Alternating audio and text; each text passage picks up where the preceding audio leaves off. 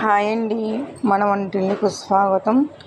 ఈరోజు మన వంటిల్లో మన రెసిపీ వచ్చి రాగి పిండి వడియాలండి.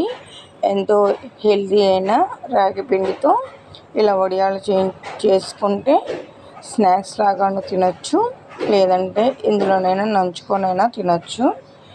ఇది పిల్లల నుండి పెద్దవాళ్ళకు కూడా చాలా మంచిదండి. ముఖ్యంగా షుగర్ పేషెంట్స్కి అయితే ఈ రెసిపీ ఇంకా మంచిదండి. దానికి మనం ప్రిపరేషన్ ఏంటో చూద్దాం. ముందుగా ఒక గిన్నెలోకి రాగి పిండిని వేసుకుందాం. నేను ఒక కప్పు వేస్తున్నాను. ఇది ఒక కప్పు మెజర్మెంట్ అండి. ఇంకా మీరు ఎక్కువగా చేసుకోవాలనుకుంటే సేమ్ దీంతోనే ఇంకా ఎక్కువ పెంచుకోండి. ఇంకా ఒక కప్పుకి పావు వంతు సగ్గుబియ్యం అన్నమాట. వీటిని మిక్సీ వేసుకోవాలి. ఇలా మిర్చి వేసుకొని, ఇది మెత్తగా అవ్వదండి, ఇలా బరకగానే ఉంటుంది.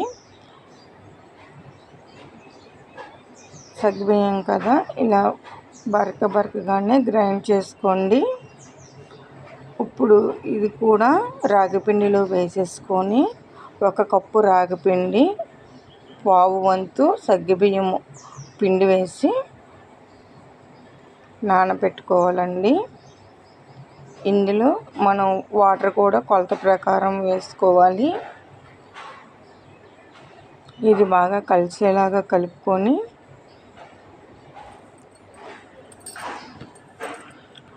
ఒక కప్పు పోసాం కదండి, ఇది 2వ కప్పు.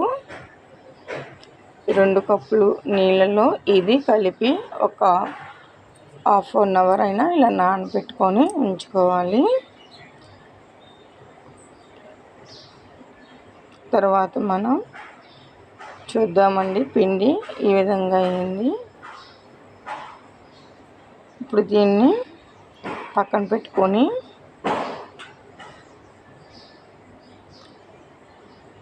స్టవ్ మీద ఒక గిన్నె పెట్టుకొని మనం నీళ్ళు పోసుకొని ఎసరు మరగ పెట్టుకోవాలండి. ఇప్పుడు కప్పు కొలత 1, 2, 6 కప్పులు పోసుకోవాలండి. 3, 4, 5,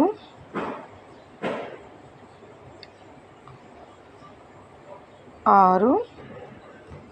ఇంకా మనం కొంచెం పలుచగా కావాలనుకుంటే ఇంకో కప్పు యాడ్ చేసుకోవచ్చు అండి. ఇది 7 కప్పులు పిండి నానబెట్టింది, 2 కప్పులు, మొత్తం 9 కప్పులు అండి. 9 లేక 8 కప్పులు వేసుకోవచ్చు.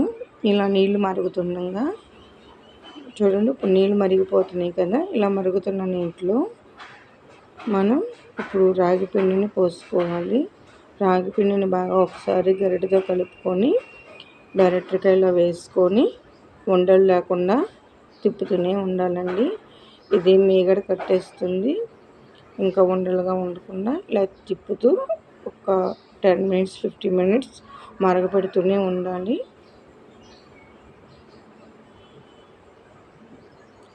తర్వాత ఇందులోనికి సాల్ట్ వేసుకోవాలి. టేస్ట్ సరిపడా సాల్ట్ వేసుకొని ఇలా తిప్పుతూ గరిటెతో మరగపెట్టుకోవాలి.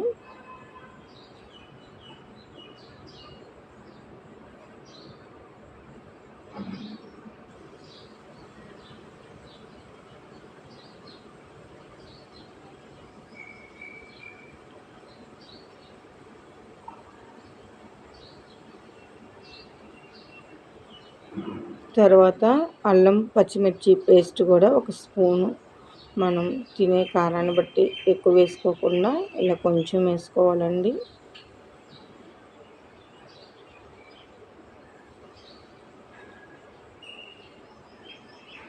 ఇలా పలుచగా కావాలంటే 1 కప్పు 9 కప్పులు వేసుకోండి. కొంచెం చిక్కగా కావాలంటే 8 కప్పులు వేసుకోండి, సరిపోతుంది కరెక్ట్గా.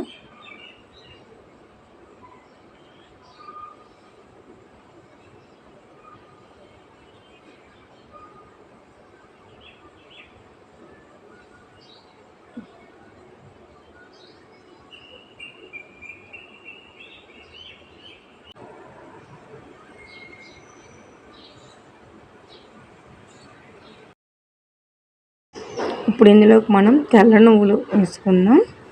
చూడండి, తెల్ల నువ్వులు వేసుకుంటే చాలా బాగుంటుందండి. నేను 2 స్పూన్లు వేసుకున్నాను, మీరు కూడా అలాగే వేసుకోండి.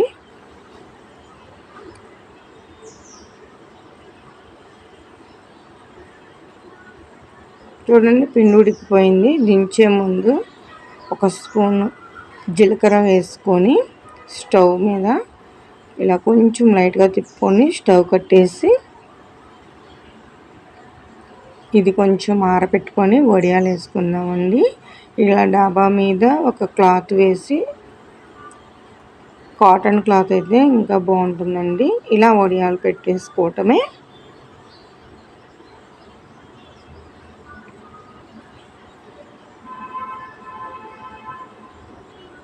మనకి చిన్నగా కావాలంటే చిన్నగా వేసుకోవచ్చు, పెద్దవిగా కావాలంటే పెద్దవిగా వేసుకోవచ్చు. ఏ సైజులోనైనా మనం ఈ వడియాలు అనేవి పెట్టుకోవచ్చు. అయిపోయిందండి. మనం ఈవినింగ్ వరకు ఇలాగా ఎండపెడదాము. ఈవినింగ్ ఎండాక ఈవినింగ్ అయినా లేదా నెక్స్ట్ డే అయినా సరే తీసుకోవచ్చు. ఇలా వెనక్కి తిప్పి క్లాత్ని ఇలా నీళ్ళతో జల్లి మళ్ళా మామూలుగా ఇలా వేసేసుకొని దాన్ని ఇలా బాగా 2 చేతులతో అటు ఇటు లాగండి. తర్వాత ఇలా ఒక్కొక్కటి ఒలుచుకోవటము. చూడండి ఎంత చక్కగా వచ్చేస్తున్నాయో. ఒక్కడు కూడా ముక్క అవ్వట్లేదండి. పర్ఫెక్ట్గా పిండి ఉడకబెట్టుకుంటే వడియాలు అనేవి పర్ఫెక్ట్గా వచ్చేస్తాయి. ఒక్కడి కూడా వేస్ట్ అవ్వదు. చాలా ఈజీగా వచ్చేస్తున్నాయండి. మొత్తం వడియాలన్నీ ఇలా ఒలిచేసుకొని ఒక బేసిన్లో కానీ ఒక క్లాత్లో కానీ వేసుకొని ఎండలో పెట్టుకొని ఎండిన తర్వాత వేపుకొని టేస్ట్ చేయడమే. ఒకసారి ఇట్లా వేపి టేస్ట్ చూద్దాం.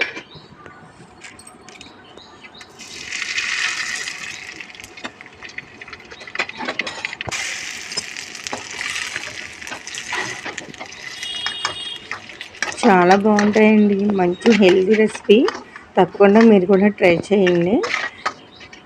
షుగర్ పేషెంట్స్కి అయితే ఇవి స్నాక్స్ లాగా కూడా తినేయచ్చు. చూసారు కదండి మన వీడియో నచ్చితే వీడియోకి లైక్ చేసి మన వంటలను సబ్స్క్రైబ్ చేసుకోండి. మంచి మంచి రెసిపీస్ కోసం బెల్ ఐకాన్ని క్లిక్ చేయండి. Thanks for watching friends. Bye.